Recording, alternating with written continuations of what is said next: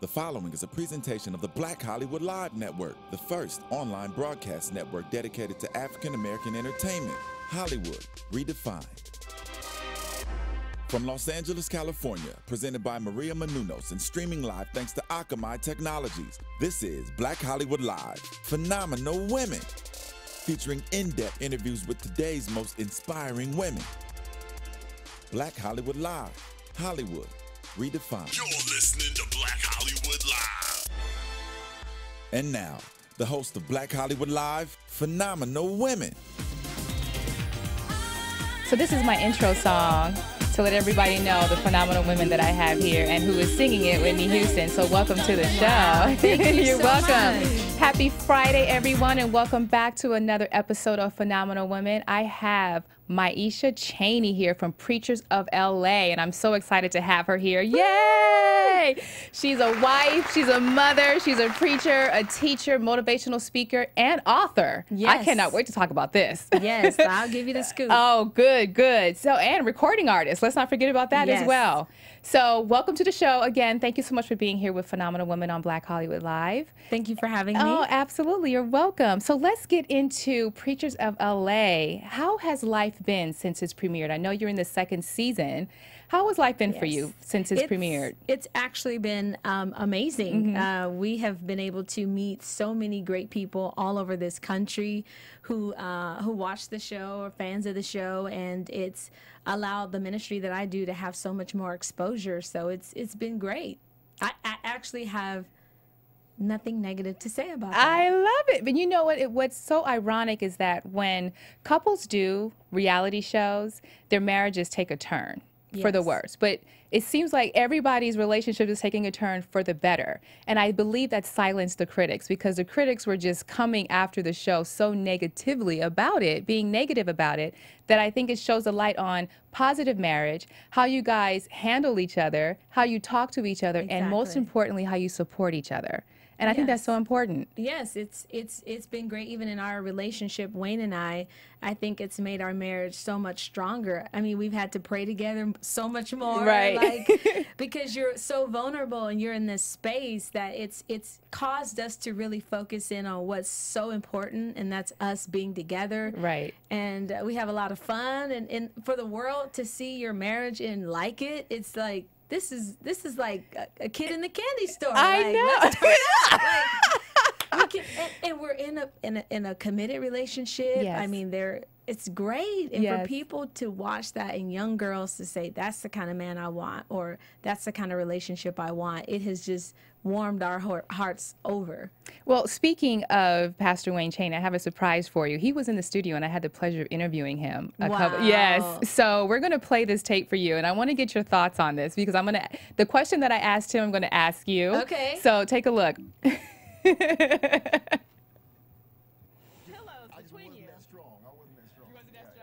Well, speaking of you, I would like to Sure. ask you a question. I know you got a lot of heat being very sexual with your wife. Okay. And you're married. So why Yeah. do you think people were giving you heat for that? You know what? Many in the religious community, I mean, honestly, and I hope they don't take this the wrong way, need to get a life. And you had some people that exaggerate things. I felt what it was to really be on. Well, he cut short, but what do you think about that? And I took, when I was reading about it, so many people were saying such negative things about it, but I'm like, you guys are married. I don't get what the Right. problem is. So what is your take on it, on people who are saying, oh, he's just overly loving his wife, he's doing too Yeah. much?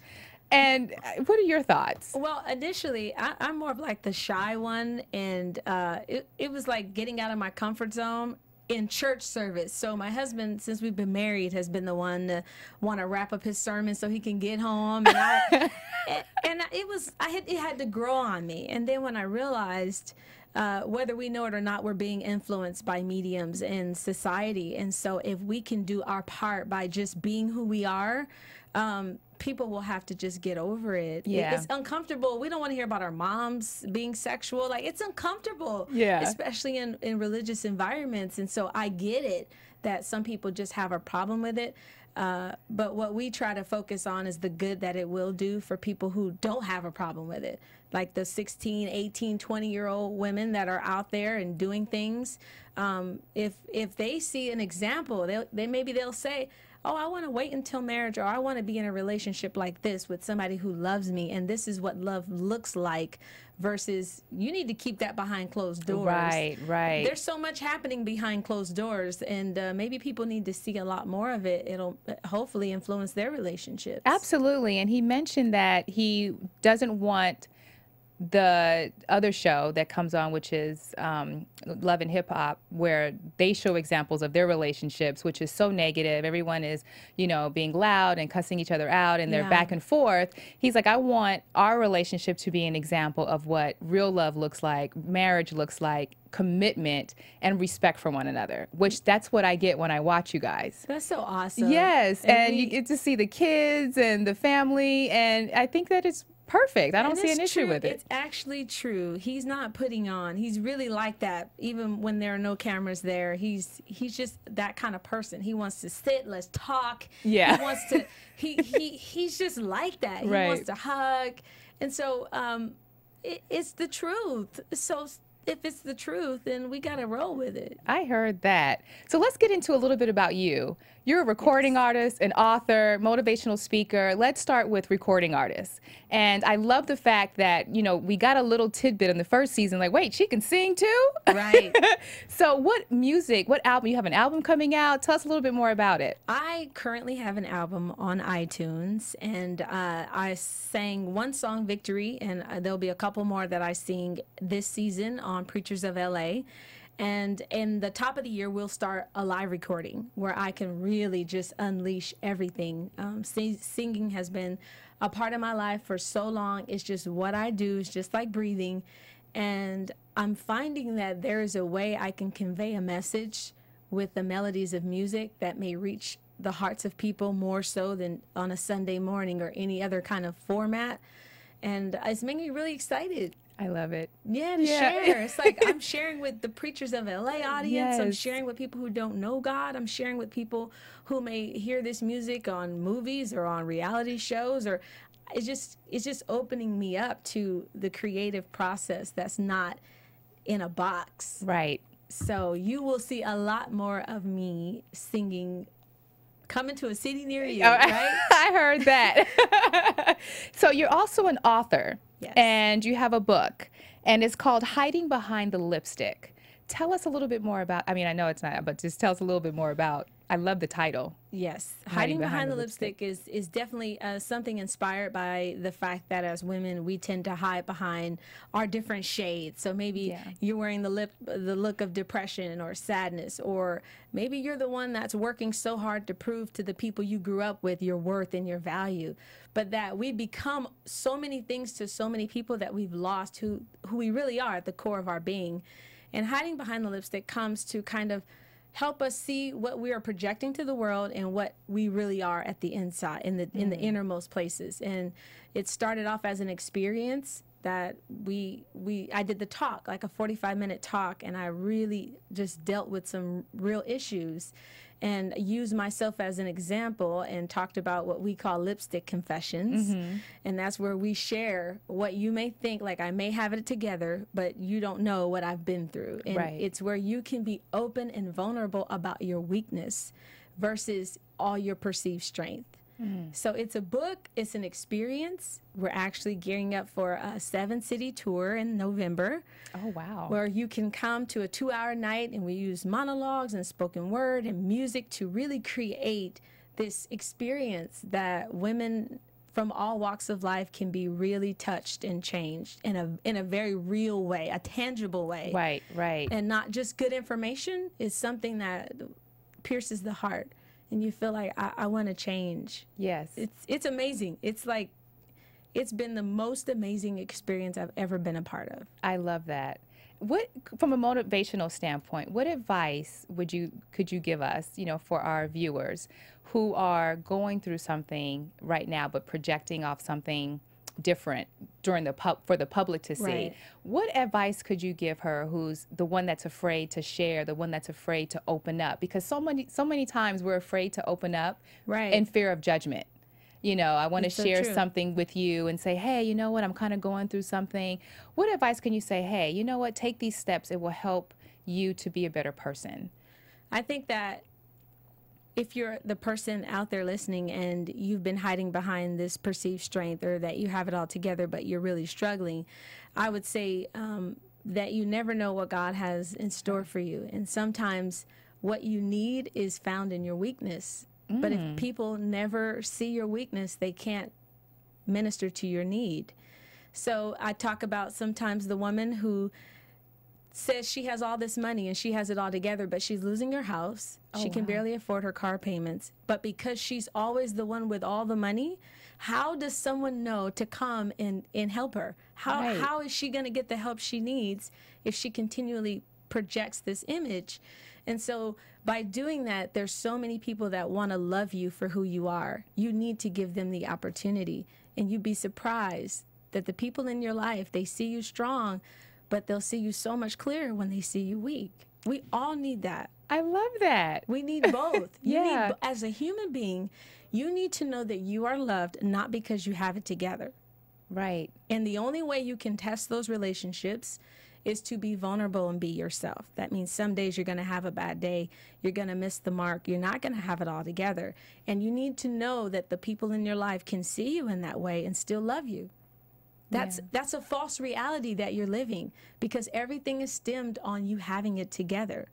That your husbands, your family, everybody, I have so many women that come and say, I'm the strong one, but I don't want to be the strong one. I Right. want to have a heart too. I want people to see that I'm struggling in my faith. I'm struggling in my career. I don't think I have it all together. I walk in a boardroom and I have everybody looking at me, and I don't want to live with that pressure. Just them being able to voice that is so freeing. Yeah. And that's what we're all about. We're all about the truth. Yeah. And your inner truth. You may not tell anybody what you really feel, but it's at least brought to your surface that, wow, I don't have it all together. And it's I'm okay. Yes. And I'm okay with that. It's okay to not have it all together. Yes.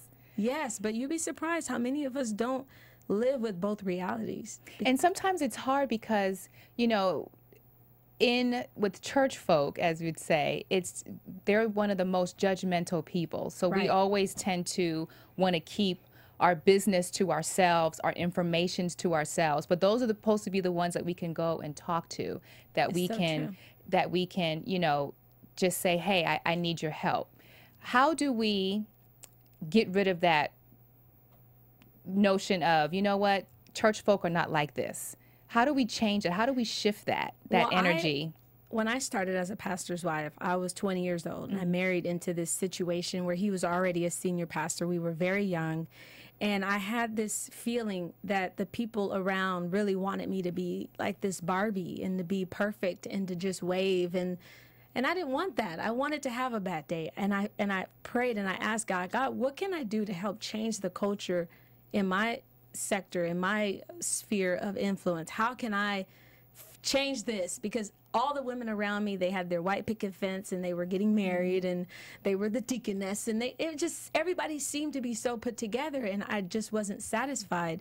And God allowed this ministry to come forth so that the women in my church, we call the roll. Right. We know what you're dealing with, your Right. past, and it doesn't affect how we treat you and deal with you now. I have people come to me, Lady Myesha, I'm so sorry, I'm pregnant. And this is the third child by the third baby dad, and I'm sorry. Let's go. Yeah. Get up, let's keep on moving. And there's no sense of, well, I need to be together. I've already made mistakes. No, you don't have to be together. So a lot of the things that I talk about in the book help with changing the community, that we need to do this in community for it to work. One person can't be vulnerable and everybody else not. It won't Right. work. You have to have, it has to bounce off of somebody. There's resonance. Right. So I can be open and transparent and you feel that and you can be open. And then we can kind of duplicate that experience. I think it's going to take time. I think the whole culture of how we do it has to shift, because we're people of faith, so it's an expectation that God is doing everything perfectly in our lives. So until we start to break those walls down and allow people to see a real God, that yes, I'm a person of faith, but I still have questions. Yes. I still wonder what God is doing. I still search for purpose and meaning in certain areas of my life. And that doesn't change who I am in the spirit. Right, right. It takes time for people to get that. I think it'll happen. I think this generation is demanding authenticity and vulnerability. It means something to them. It's equity for them. And the church will have to adjust how we put the image up, and we do it subconsciously. No one is trying to be perfect. It's just you just put it on. God is good. God is good all the time, and you work in that thing, and it becomes second nature to have that positivity and that hope, and it becomes a trap for the people looking up to you because they see, well, you're perfect, so I am not. Right. Versus you're dealing with things in your life, and I get that, and I am too. And to feel safe to be able to share that information as well. Now, one of the things that I would like to also talk to you about, as a motivational speaker, you handled the situation with your mother-in-law so well, which some of us are not able to do that for 3 weeks, knowing that mother-in-law is going to stay due to, situations that are out of her control. Right. What advice do you have for women who's like, no, I'm the queen of my castle. I don't want anybody else to stay here. What advice do you have? Because when I watched it, I said, wow, she just did that so well. The way you spoke to your husband, the way he received it. And I said, I'm going to talk to her about that. Yeah, it's definitely difficult. But what I found is in life, you need those experiences. Yes. And sometimes we throw the baby out with the bathwater. And yes, it's challenging to have your mother-in-law at times come in, even though she's been a great help and she's a great person, to come in to your space. But I looked at it as a learning opportunity. Let me see what this is like, so that I have some basis to talk to somebody else.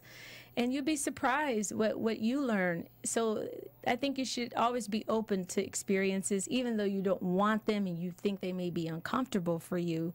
Life is about learning, and that has never happened. And so I figure, let me trust Wayne on this one. He seems to have his mind is set in a certain direction, and I know him because we've been together for over 10 years. And what I think, I've already spoken, right? I've already shared my opinion. So I'm a yield and allow this situation to come and be a teachable moment for me. So that's the actual lesson for, the wives out there, is to listen to the husband and be okay with yielding. A lot of times, we're not okay. Well, we'll say submission, but, or just kind of listen to your husband. We're like, we're not going to do that. We don't want to do that. But it's okay to yield and say, you know what? I'm going to trust my husband on this, and we're going to take it day by day, but not be combative with it. No, you know why? What is the worst that can happen in that situation, and take it to the end? Now your husband has gone out and made a decision that may not have affected your family well. Now you have proof, you have evidence, right? Which is so important to us women, right? Versus your finger twirling and neck rolling. You have evidence. Well, honey, remember when your mom came to stay with us for a certain amount of time, and how difficult it was and how you felt. So now when these situations come up again, we don't have to go back and forth. Right. He'll see. You remember what happened, right? Right, right. But for some of us, we're just not willing to go that route. We rather keep it safe, keep it perfect, keep it the way it's been, and argue about it versus just going along with it. It resolved. Yeah. It didn't cost me anything to have that experience, but now I've gained something that I feel like I can help women with who have their mother-in-laws in the house. Yeah, yeah. And it was that's great advice. And with the women, I've spoken to so many women who are married, and that's one of the hardest issues that they go through is submission. And they're like, well, I've grown up to be independent. I've been raised to be independent. I've been raised to think on my own. And it's just hard for me to trust but they look at it as a man and not necessarily a husband type thing. Oh, yes. And how do you change that? How do you say, okay, I'm engaged, or talk to women who are getting ready to get married? How do you help them deal with the fact that it's okay to listen to your husband? It's okay to submit. They just don't like that word. Yes. And how I have learned to deal with that when I'm talking to women who struggle with that is to go to the core issue. And I try to tell some of the men, even the men that are dating women that are strong, independent women, take care of themselves and don't trust anybody. And what I tell them is deal with the issue in the heart. And that's, you're going to be provided for. I'm going to take care of you. I'm not going to abandon you. You're going to have the desires of your heart. And when you speak to the woman in a way that affirms those deeper issues, it eliminates the need to argue about submitting. I think any woman alive doesn't have a problem allowing her husband to lead. By nature, we were born as helpmates. So it's in our genes to follow the leadership of a strong man. The problem happens is when we've had relational experience with men that weren't strong leaders, that maybe in our growing up, our fathers that abandoned our mothers, and there are things that shaped our opinion about how we should govern our life.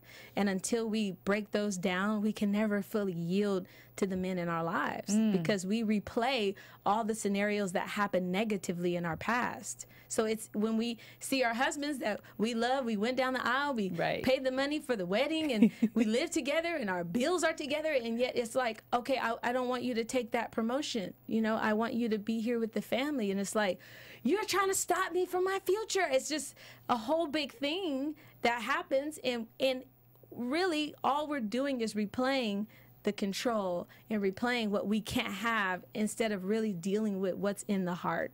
Okay, and going back to that place that maybe that wife is fighting for significance.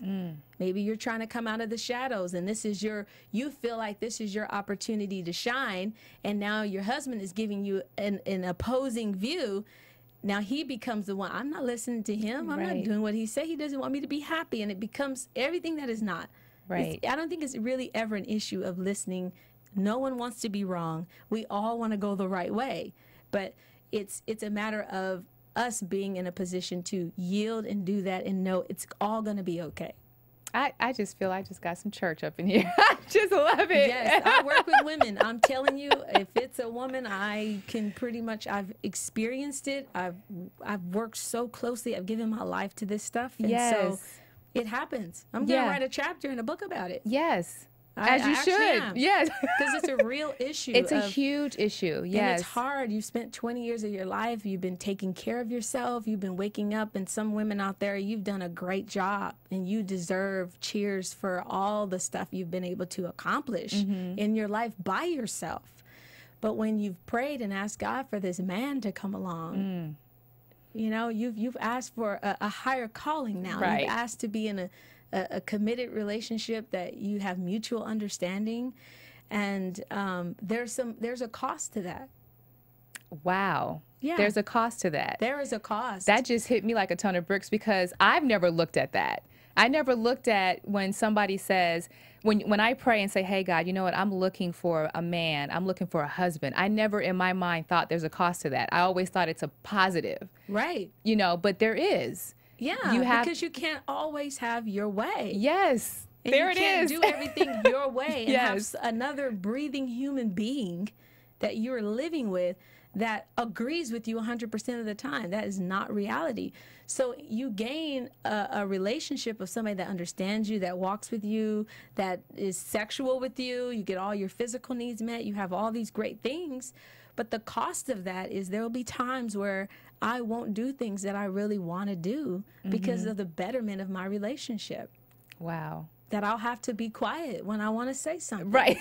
Right. And we have a hard time being quiet. That's a price. That's a price. Absolutely. So you want the relationship, you want happiness, then that means there's certain things you will have to deal with. Like different men have different things that they do in their home life. You have to deal with that. If you're a neat person and you marry a man that's messy, that's a cost. Yes. So now you have to deal with a messy person and you're so neat. Yes. But you don't think about that. You just think of let's hold hands and ride off into the sunset, and everything is going to be wonderful and amazing, and we're going to just be together forever without thinking, wow, I may have to grow as a person in this relationship. This is going to force me, things out of me that really aren't best for me, by being with somebody who sees me like more than even I see myself. Yes. You know? Go ahead on, Myesha. I love it. I love it. I love it. I love it. And, you know, I see something in you that we don't get to see on a regular basis on television. We just don't see it at all. We see the opposite of it. And I love the fact that Preachers of LA took a different angle and not showing mess and showing positive. And I just appreciate them appreciate the producers for showing that, which I believe silenced the critics. Right. You know, and with Preachers of LA, what else can we expect? Or can you give us a sneak peek? Because, you know, I'm a fan of the show, so I love it. On the upcoming things that you got going on besides singing, anything that you can share with us? A little exclusive here. I know, right?